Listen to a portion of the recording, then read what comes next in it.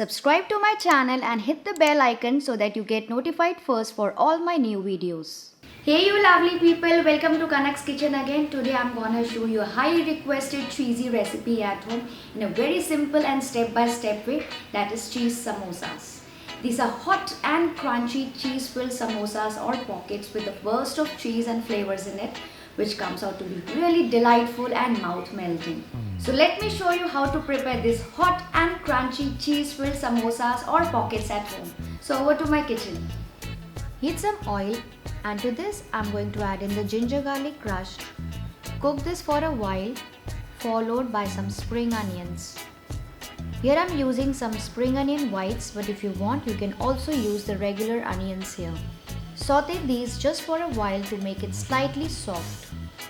Also I'm going to add in very little capsicum and again saute it.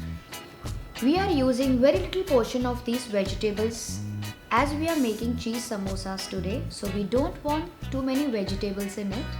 Next I'm going to add some fresh paneer or chenna. This is homemade chenna which I'm going to crumple with the help of my hands.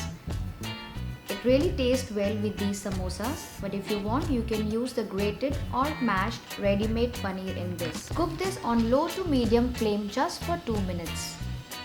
Next add some salt, pepper, red chili flakes and the spring onion grains. If you want you can also use some fresh coriander here.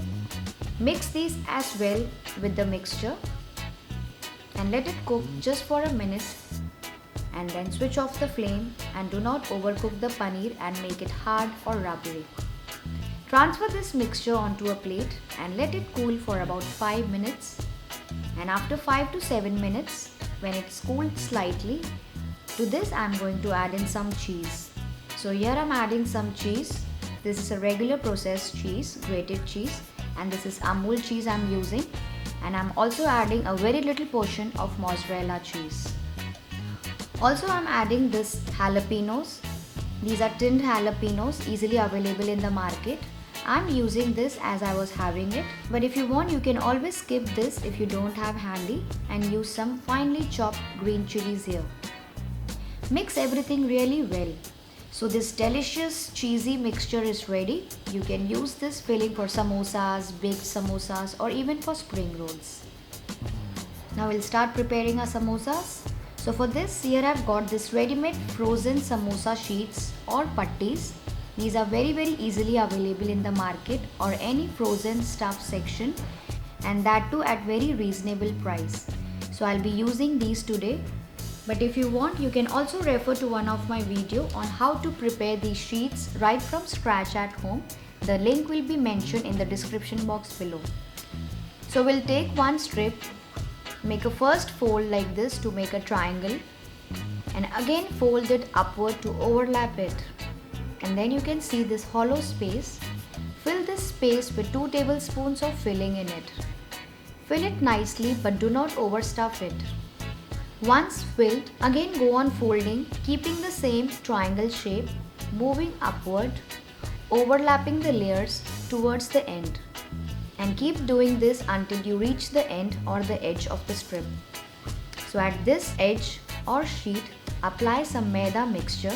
So this is a basic maida mixture for which I've mixed maida and water to make a sticky paste out of it so that it sticks onto it. And now stick this sheet onto the samosa, sealing it nicely on all the sides with the help of your fingers. And if you find any holes or gaps on the corners, you can simply apply this maida mixture onto it. So you can see this is how it looks. Our one samosa is ready. Likewise prepare all of them. I'll make one more and show you the procedure.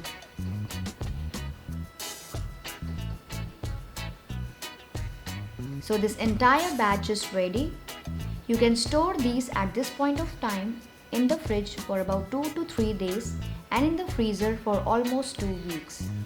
Next, heat oil for frying and drop these into the medium hot oil in batches and fry for about 2 to 3 minutes, stirring and flipping in between as desired to cook it evenly on all the sides and edges. These samosa patties gets fried very easily and turn brown very fast. So keep an eye on them. So keep flipping as required to make them crispy and golden brown. So now you can see these have got quite crispy with gorgeous golden brown color on them.